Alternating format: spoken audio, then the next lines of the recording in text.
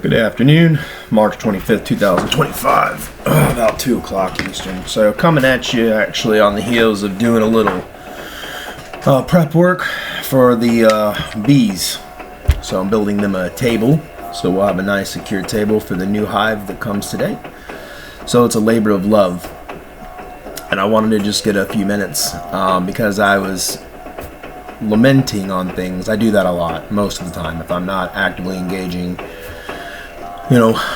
audiences here, I'm working heavily in the spirit, but I like to get outside and get physical and get a project underway, especially something that's going to positively, contribute one way or another. So bees, highly important. But anyway, had me thinking, me and the missus were watching this show recently, and it was about homesteading. And these young liberal couple decided to go homesteading, and in the process, they were going to keep pigs. Well, one of the first issues, right, as the show is playing it out, they've been there for over a year, and they've been shitting in the woods and just around the property. Not even a specific place, right? Well, again, them not having a natural understanding of the proper way to do things, right? Clean, unclean, knowledge, unknowledge, or a very skewed sense of what they consider to be knowledge. So I hate to say this, but a lot of times the liberal views, right, are primarily made up, again, jokingly, right, demon rats, Democrats. I mean, it's very similar in the way they think. Because remember, they're soulless, right? They're either soulless or they're demon seed, usually. If they have this type of behavior is what I mean. It doesn't mean that everyone who's a registered Democrat is a soulless person. What I mean is the ideals that people align to. So these people, right, had these dreams of being free-range humans, I guess, just shitting all over the place, and then having their pigs as their primary animal in their homestead, and the pigs likewise are going everywhere. But in the process, they destroyed what little crops they had.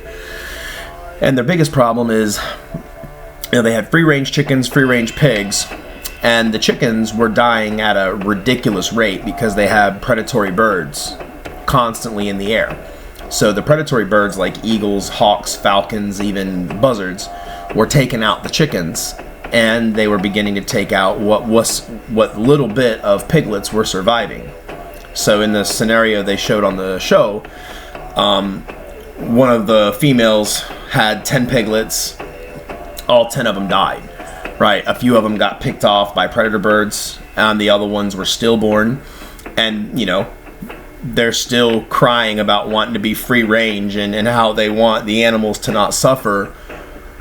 But if you were to calculate how much death has occurred on the property because of their negligence, and in they're proclaiming proudly they want no stress on the animal and free range is the way, and yet they have mass death on their hands. What they think they're doing a service to, I don't know, me, creation, something. It's a skewed way of thinking. So the family that comes in to help, I think that's called like the Rainey family. I'm a neutral person on the family, but in this situation, they had to show them, right, the right way. Because the male pigs, the sows, were actually headbutting into the female pigs and causing miscarriages just so the male pig could remount again. So if you understand creation, why did I cast demons into pigs? Well, like follows like, you know what I mean? These types of traits and animalistic behaviors, right? Pigs roll around in shit. They, would rather kill their young just to have one more screw. They have no respect for persons or property, and especially not no mates. And, in some extreme cases, they'll even eat their young. So these are all traits of demons, devils, literal, soulless things in creation, right? If you're a human being, you're an animal, and sometimes you have the spirit of God, of me, right? You're a created being, you have a spark of divinity in you. Something tells you shouldn't go shit all over your property, and then something also tells you that you're not being a good steward of anything if you're having everything die, you see? versus a soulless person or a demonic soul, they're unable to understand these things. They're unable to understand, right? So then those people do need to read, learn, and listen to the letter of the law. That is why it exists, and that is why they are held to it. Because without the law, they would let their entire flocks die out of idiocy, out of negligence. So by being a good steward in this scenario, they built a chicken coop to protect the chickens. So the mindset isn't they're keeping them in a coop. They built a nice chicken coop with plenty of room for them, but then they protected them from coyotes and protected them from predatory birds. And then second, right, if you were to take the time to study about the pigs, which they never did, right, then they would have understood that these pigs by nature are just little demon animals, right? You shouldn't eat the flesh of things like that. Call it what you will, but in a very real way, because everything tied into the physical is directly tied to the spiritual. It doesn't matter how many degrees a scientist or astrophysicist has, that's the facts of life. And that's coming from God himself, me. Like, I'm telling you this as fact. And it can be proven and understood in the carnal way. So, instead of, separating the male and the female pig when she is pregnant and putting the female up in a safe place, and then once she births those piglets, then having the proper roll bar so she can't roll back on her piglets and kill them that way, then they would have had 10 piglets survive and then grow up, and then you continue to do that, right? That's being a good steward.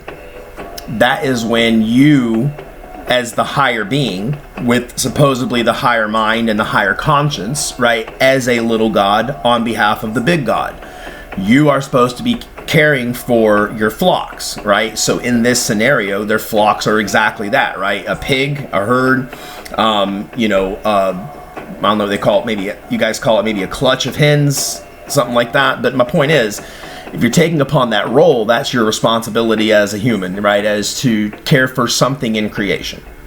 Some people may do it through just pet ownership, and that's enough. Some may do it through, homesteading, right? Just through farming. That's fine. The point is, you should always strive to be the best shepherd that you can. And, at times, even the most knowledgeable shepherds must also ask others, when they're in unfamiliar territory, like, hey, what do you think would work best for this or that or the other? And again, in this case, the Rainey family comes in and they're walking them through this.